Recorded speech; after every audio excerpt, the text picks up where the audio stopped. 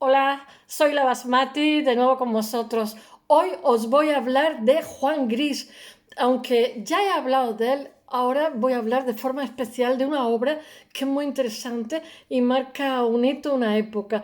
Es el retrato de Josette Gris de 1916, que ya sabéis que en realidad él no se llamaba ni Juan ni Gris. Es una máscara. Él se llama realmente José Victoriano Carmelo González Pérez o algo así. Sí, José Victoriano Carmelo Carlos González, pero es de una familia clase media alta, madrileño, oriundo de Valladolid. Me parece la madre es malagueña. Él vive muy pocos años. Eh, Conforme cumplo años, me parecen menos años los demás. Está, francamente, es que morirse a los 40 años en plenitud de facultades y culminando como artista, él pasa 20 años en España y 20 años en Francia. En Francia era muy guapo, muy atractivo y muy seductor. Casi todos los artistas lo suelen ser, que somos muy, yo qué sé, muy de inventarnos el mundo. Eso tiene un plus añadido a la hora de seducir, digo yo.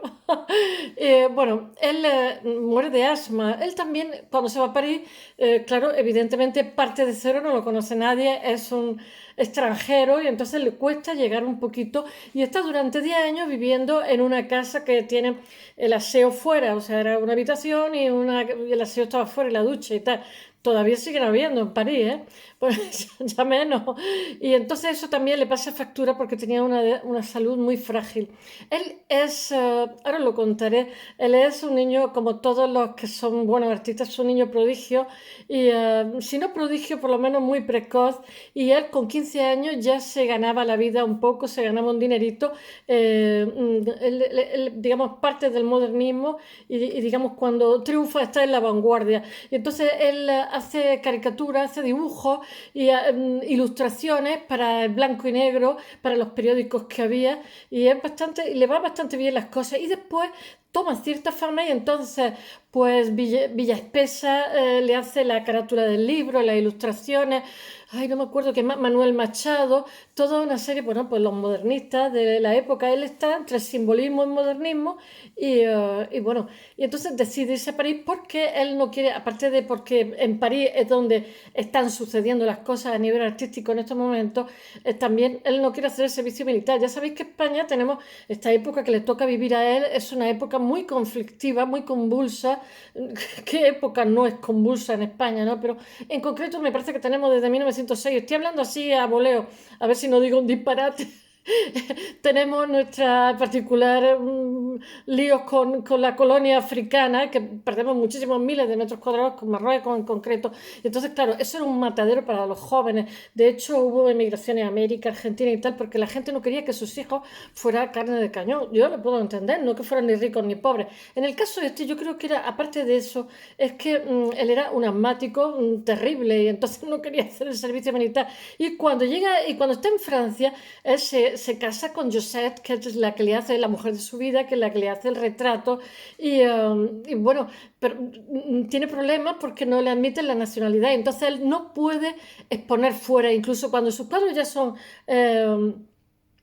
digamos, tienen éxito y son cotizados, él no puede salir de Francia porque si sale posiblemente no puede volver a entrar. Y bueno, este cuadro que se pinta en 1916, ubicarlo espacio-temporalmente, solo deciros que en aquel momento está la Primera Guerra Mundial, ellos viven en París y entonces Josette lo que hace, como mucha gente hizo aquí también en la Guerra Civil cuando hay una contienda, es que volvió a su patria chica, a su pueblo, donde tenía una casa de campo, etcétera. Y entonces él, aprovechando el tipo de vida que están haciendo por la contienda, lo que hace es refugiarse, ensimismarse y pintar muchísimo. Y todo lo que hace en esa época es muy interesante porque él ha empezado, él se ha ido a Francia en 1906 y sin un objetivo fijo, o sea, prosperar como artista, él quiere mejorar como artista. Es muy inteligente, es muy introvertido, pero es contenido. Entonces él se da cuenta, ahora lo contaré, que triunfa en el entorno triunfa en Francia porque él es muy cartesiano, cogito ergo sum, ¿no? Y entonces los franceses, Picasso y Braque eran más excesivos, y este es más contenido. Entonces en un momento dado, él está en un grupo que se escribe en francés Puteaux, que es el no sé qué de oro, está también con los hermanos Duchamp, en fin, está en toda la élite, pero él es también muy amigo de Picasso, entonces se sube al carro de los artistas de la vanguardia, porque ahora mismo todo Montmartre es una bomba de novedades y bueno, lo hace con mucho acierto. Entonces él se pone a hacer cubismo, pero el cubismo que le hace es muy interesante, muy sin concesiones.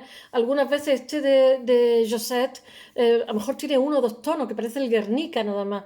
Y bueno, ¿qué puedo contaros también de esta época? Bueno, pues que en 1916 hay como una vuelta atrás, o sea, se vuelve un poco como al figurativo. O sea, digamos, ha habido una explosión de vanguardias, pero en un momento dado están como recogiendo velas todas, el mismo Picasso también. Pero él no abandona el cubismo. Ya sabéis que el cubismo arrastramos todo desde el Renacimiento una perspectiva caballera, etcétera, y entonces el cubismo lo que hace es romper con todo eso, es como si coge un espejo y lo golpea y entonces no hay puntos de fuga, o sea, la lectura es más lenta, es más compleja porque hay muchos ritmos que decimos nosotros y bueno, supone una etapa totalmente diferente. Y todo el cubismo lo que pasa es que, digamos, genera unas ramificaciones así como fractales y se transforma en montones de cosas, en Art Deco, bueno, en fin, sería un poco largo de contar porque todo eso tiene, digamos, tiene una deriva. Pero en este momento, o sea, él está continuando por el camino del cubismo, pero está revisándolo. Y entonces lo curioso, por eso quizás triunfa tanto en Francia, aparte de por su talante, él está, ¿cómo diría yo? Mirando atrás, está mirando, este cuadro tiene reminiscencias de, aparte de española, tiene reminiscencias de Corot, tiene reminiscencias de Manet, tiene reminiscencias de Ingres, en fin, tiene todo. Para ser un buen pintor tienes que tener muchos registros históricos, por eso es muy importante la formación de la pintura, no solamente, digamos, ser un virtuoso pintando, sino también, digamos, desarrollar otras facultades, porque todo esto son fórmulas que se van sucediendo a lo largo de la historia. Entonces, claro, es importante que tú sepas que todos esos registros ya han sido, tengo un pelo que no me deja ver, que esos registros ya han sido, entonces tú estás continuando eres un eslabón más, pero que digamos, no es que no tenga o no tengas que repetir esos registros, sino si los repites, tienen que tener unos añadidos, tienen que tener tu filtro, tu contemporaneidad, la sensibilidad de la época. Eso es imprescindible, porque si no, es como, no sé, como escupir al viento, es nada, nada. Bueno, voy a ver si os cuento un poco, ya estoy yo con los pelos que se me meten en la cara. Bueno, vamos a ver, ubiquémonos. En realidad, ¿sabéis qué hay? Este cuadro que lo he puesto ya, está en el blog, pues está su mujer y está así, como en un lado, asimétrica, con las manos unidas y tal. Y realmente este cuadro es la culminación del cubismo sintético. Ya sabéis que hay cubismo analítico también. Por seguir sintetizando también dentro todo de sintético, él respeta mucho, a diferencia de Braque y de Picasso, respeta mucho la tradición. Eso es muy importante. Y él despierta mucho la admiración de Apollinaire. No, se me ha olvidado deciros que con Picasso tiene un grandísimo vínculo, pero después se separa. Aunque tienen discursos diferentes, llega un momento en que incluso emocionalmente Picasso también era un poquito especial. Tenía un ego que era como.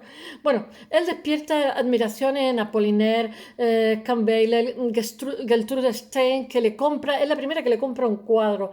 Él desde 1906, que se va a París, empieza a hacer cubismo en 1909 y realmente la época, digamos, más interesante de su obra va a ser en la segunda decena, entre 1910 y 1920. Después es que muere, o sea, no sé si muere en el 24 o en el 27, por ahí, porque el clima de París no le iba bien y entonces me imagino que se iría al sur, lo que se llama Subseine o algo así, no sé cómo se llama en francés, bueno, os lo cuento. Personas que le admiran, en Francia triunfa totalmente.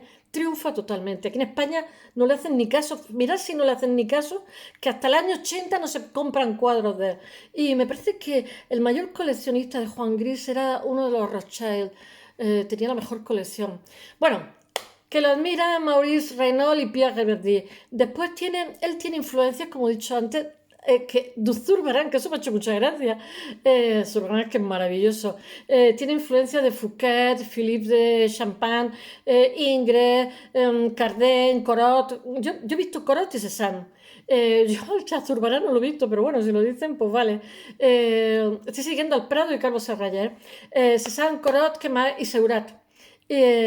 Aquí, esto es una risa, me tengo que comprar un teleprompter, porque yo voy a terminar medio loca de tanto aprenderme cosas. Bueno, él es miembro de una familia numerosa, tiene un montón de hermanos, a veces cuento un poquito su vida, y cuando tiene amoríos con Lucille Bellin, esa relación luego se rompe, y entonces él le dice, si no le importa, porque es de buena familia, diciendo, hablando mal y pronto, que ese hijo se lo pueda criar su abuelo en España, que todavía están criando hermanos suyos. Y dice ella que sí, que muy bien. Y ese niño se cría en España. El niño nace en 1909, tiene un amor apasionado, pero también se matan vivos.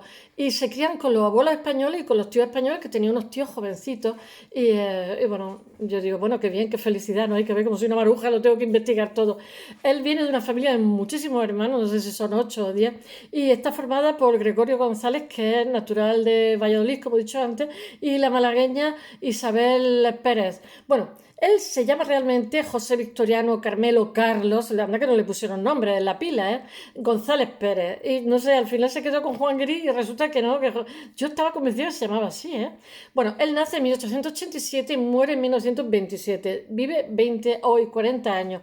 20, 50-50, 20 en España y 20, pero tenía un talante muy francés, muy contenido. Es que el castellano, de Castilla la Vieja, son así también muy contenidos. Para excesivos ya estamos los del sur, que somos barrocos y excesivos. Bueno, no me hagáis caso, por favor.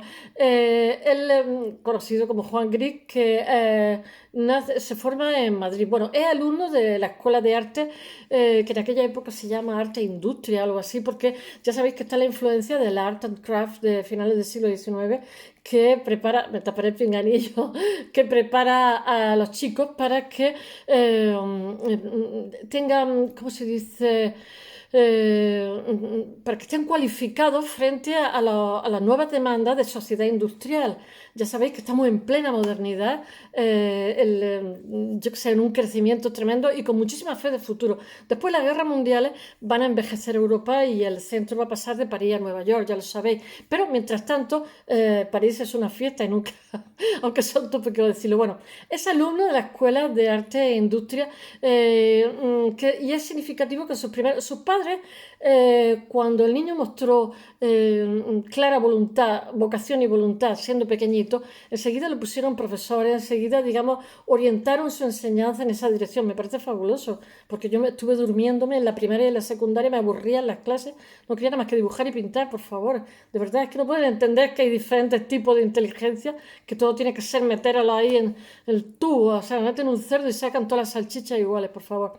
Ay, no me hagáis caso, clonar. Bueno, y realmente la primera época que está en la escuela de arte es muy curioso porque yo creo que eso influye muchísimo en su obra posterior. Él hace muchísimo dibujo técnico, ya sabéis, planta, alzado, perfil, etcétera, delineante, etcétera. Y yo creo que sí, porque sus cuadros son terriblemente cuidadosos y son como meticulosos, no, no farulleros que decimos aquí. Bueno, después termina su formación en el taller del pintor José Moreno Carbonero en 1902 y que realmente cuando sube al trono Alfonso XIII, sube jovencito, que era un rey, ¿cómo diría yo?, imprudente, pero también inteligente, un poco frívolo. Bueno, cuando sube Alfonso XIII, él tiene 15 años. En 1927, un cuarto siglo después de esa fecha, se muere en Boulogne-sur-Seine, no sé cómo se dirá en Boulogne, no lo sé, por Bois de Boulogne, pero el Sur-Seine, no sé cómo se dice en francés. Y en España sigue reinando el rey, pero por poco tiempo, porque le va a costar nada y menos, lo van a echar a nada y menos. Va a dedicar el exilio. Me parece que es en el 32. El exilio al extranjero. En 1906 se instala en París realmente Juan Gris y allí fragua una carrera que aunque va a ser corta, va a ser muy importante. En Francia triunfa totalmente porque él tiene un grandísimo papel en la vanguardia internacional como uno de los representantes más decisivos del cubismo. Él tiene un cubismo muy refinado y muy contenido, como he dicho. Realmente Picasso, en la fecha que él está pintando a su mujer, Ya tengo aquí a mi amigo.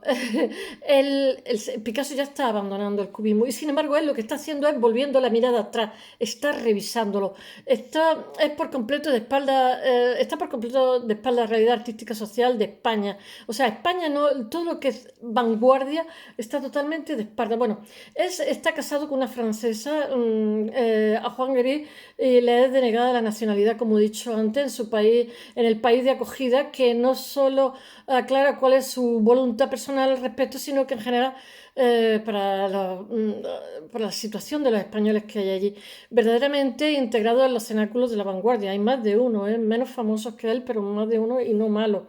Es el momento más importante de la evolución. Lo que pasa que, bueno, y eso que estaba casado con una francesa, él tiene...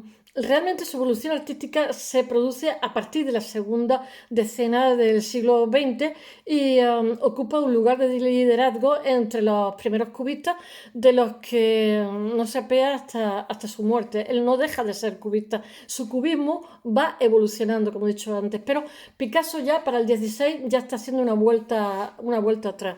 Él tiene un declive físico muy grande, quizás también, aparte de una frágil salud, es que se pasa durante 10 años, come poco y mal y vive en condiciones difíciles. Ya sabéis que París está bastante al norte y tiene un clima bastante riguroso, que no todo el mundo lo aguanta, y más en esta época que precisamente el aire acondicionado no existía. Bueno, salvo Picasso, que tiene 12 años más que le precede y se instala 12 años, hay que esperar otros 20 años para encontrar a otros artistas españoles realmente que puedan rivalizar con ellos en cuanto a asumir un crédito semejante a la vanguardia internacional. Antes de adoptar presupuestos del cubismo está a la expectativa. Él cuando llega allí, como he dicho, está muy listo, sabe que hay que irse cerca de Picasso, que no solamente él hace cosas novedosas, sino que tiene un círculo de vanguardia muy interesante, está rodeado y lo admiten enseguida. Tiene claro que tiene que ir a París, donde además marcha para evitar el servicio militar español. Una vez instalado allí, sin definirse artísticamente, se va a vivir a Montmartre y sabe que hay que mirar lo que hace Picasso y sus aledaños, que es donde se está cociendo todo. Su entorno vanguardista en el que se integra sin problemas. Como he dicho, sobrevive antes en Madrid sacando provecho de sus dotes como dibujante. Era muy buen dibujante. Seguramente no se ha hecho trabajo sobre este señor aquí, como ha estado tan ignorado, tan desdeñado, tan despreciado. Ya he dicho que en España, o sea, los franceses lo llevaron en bandeja. Y en España, como alguien sobresalga, le cortan el pescuezo para que no sobresalga. Al revés.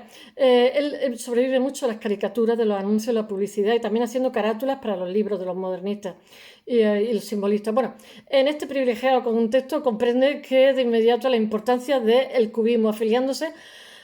Sí, claro, si llegaba un mate se da cuenta que hay que cortar el bacalao, es Picasso totalmente. Y lo que hace, digamos, es meterse en esa doctrina. Entonces, lo que pasa es que él ahora se mete en otro grupo que se escribe puteouts, no sé cómo se dirá putú, eh, que son también como, se le llaman como la sección de oro, no sé decirlo en francés, del que forman parte los hermanos Duchamp, Leguer, Glesse, Metzinger, yo qué sé, Chipenko, no me sé los nombres porque hay que memorizar muchísimo. Bueno, él está muy arropado por todo ese contexto. Tened en cuenta que él ha partido de cero y está en nada de tiempo porque se dan cuenta que tiene un punto genial. Y en poco tiempo consigue la admiración de la élite vanguardista. Gertrude Stein, os he dicho que es la primera que le compra un cuadro. Y bueno, y tiene portavoces como Apollinaire, Kant Weiler, Gertrude Stein, lo he dicho antes, Maurice Rayon, Pierre Relal. Bueno, entre 1911 y 1915 la obra que realiza es lo que se llama el cubismo sintético y es de una relevancia que le hace ser considerado entonces como uno de los grandes. Suele decir que al principio de su trayectoria está muy integrado en el modelo Picasso. Él lo dice, no tiene ningún problema.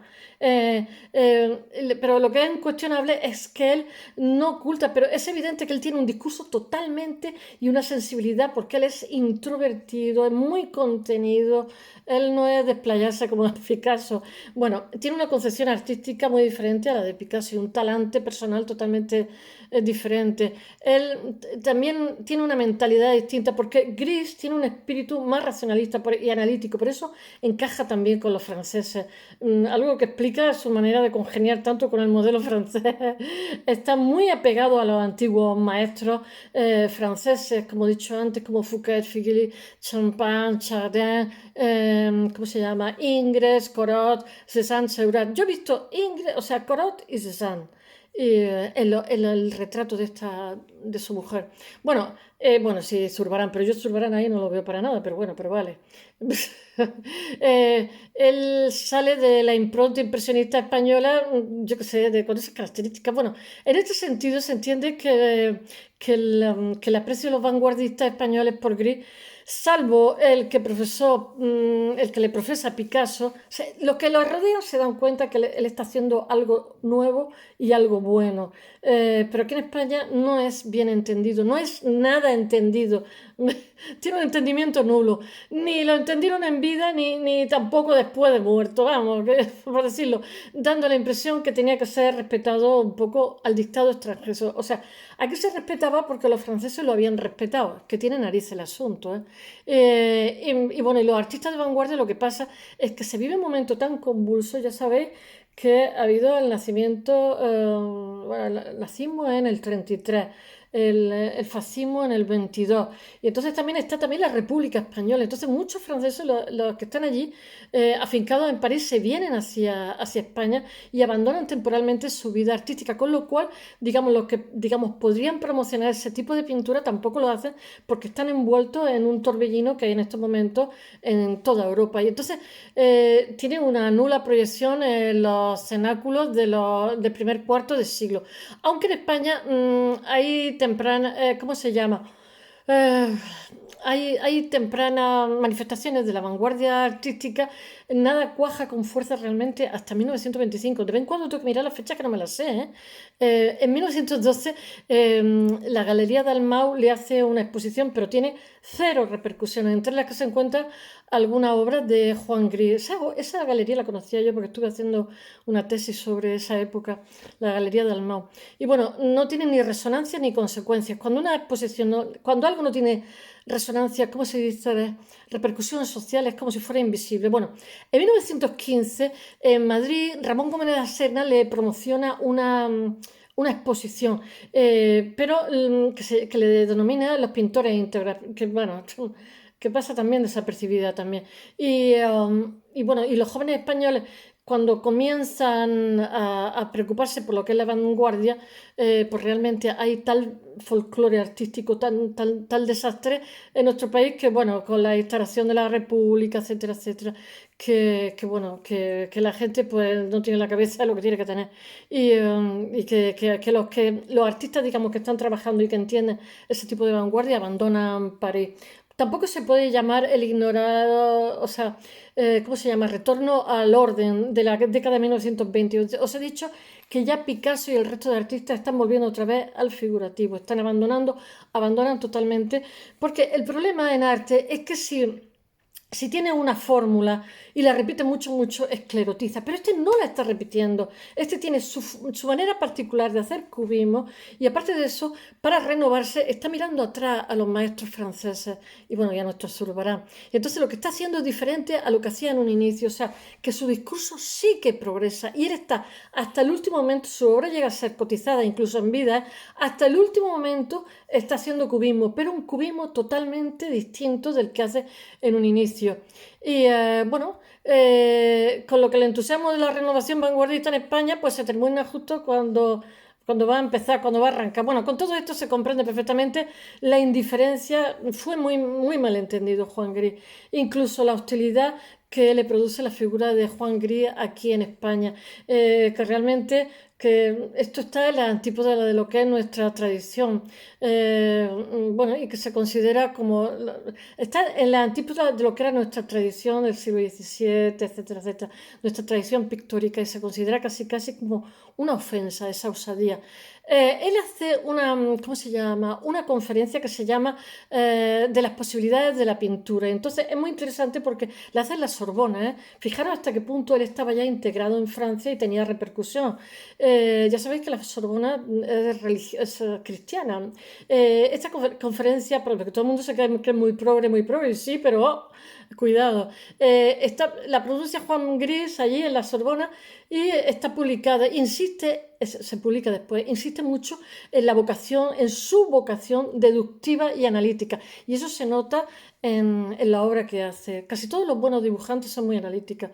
Y él da un ejemplo diciendo que, a diferencia de Cézanne, que convertía una botella en un cilindro, él convierte un cilindro en una botella. Sea como sea, Juan Gris realmente es un incomprendido en nuestro país totalmente, que lo desdeña hasta hace 5 minutos, por decirlo de alguna forma. Y bueno, y casi, casi que aquí lo apreciamos porque en Francia fue apreciado. ¿Qué puedo decir?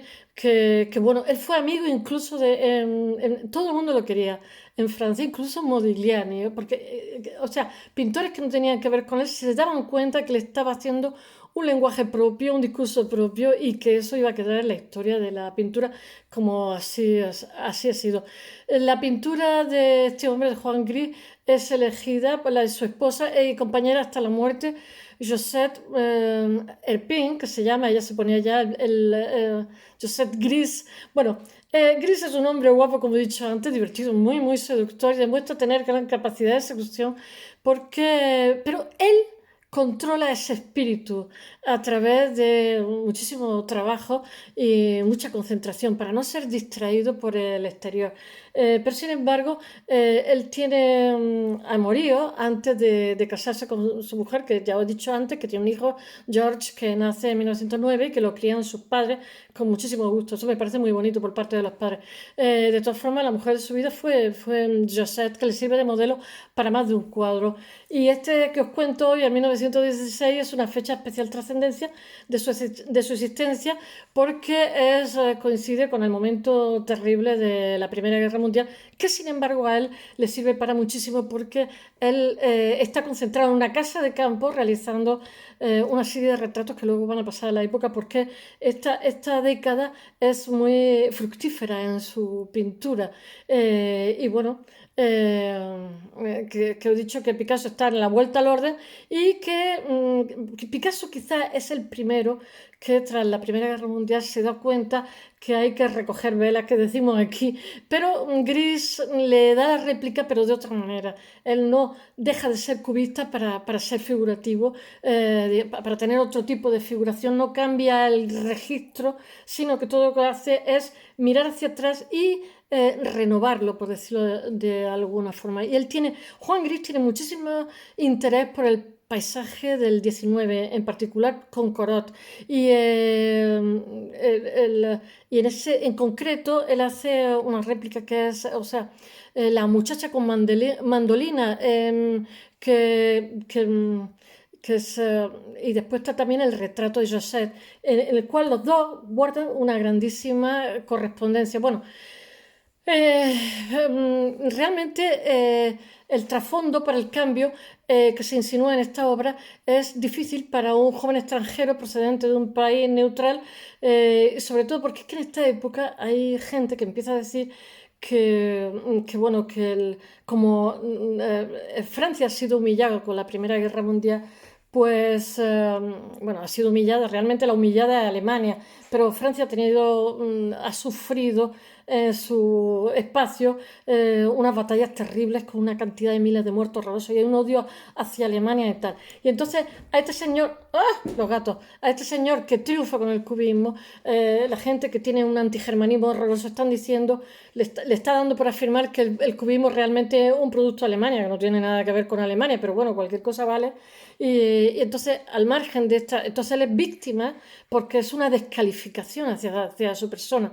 Al margen margen de todo eso, el cubismo está entrando en un periodo de impasse que provoca la necesidad de confrontarlo con la tradición. Y bueno, volver sobre los maestros como Ingres o Corot, que es lo que él hace y es lo que se muestra en el retrato de su mujer. Sobre todo porque es una decisión pictórica muy inteligente y adecuada para contrarrestar, porque si no, ¿sabéis lo que pasa cuando tú generas una fórmula en discurso? Si lo repites mucho, aparte que esclerotizas, como he dicho antes, es que te acabas convirtiendo en una caricatura de ti mismo. No es que ya comprendo que mucha gente entiende que la gente en arte tenemos que estar continuamente procesando, y eso viene un poco también del romanticismo, pero el hecho real es que un artista, ya sea cual sea su soporte, tiene que estar continuamente investigando y también emocionalmente evolucionando. No puede quedarse eternamente. Rubens se hizo una caricatura de sí mismo, aunque sea Rubens, y tantos otros pintores, porque tenía un gran triunfo hacia el exterior y sabía que si mostraba quien realmente era, a lo mejor a la gente no le gustaba, y como tenía el mercado asegurado, pues se copió a sí mismo. Hay que ver los ejemplos que doy. Bueno, él realmente sufre una serie de acusaciones diciendo que el cubismo es antifrancés, que es alemán, y por lo demás el retrato de su mujer es una síntesis de toda la intensa experiencia cubista y tradicional, que tiene esa necesidad sobrevenida de encuadrar el cubismo en un orden histórico. Es una maravilla, quizás de lo mejor de esta década, que es su mejor década. Espero que os haya gustado. Mañana volveré con Otto Frey, que os va a encantar.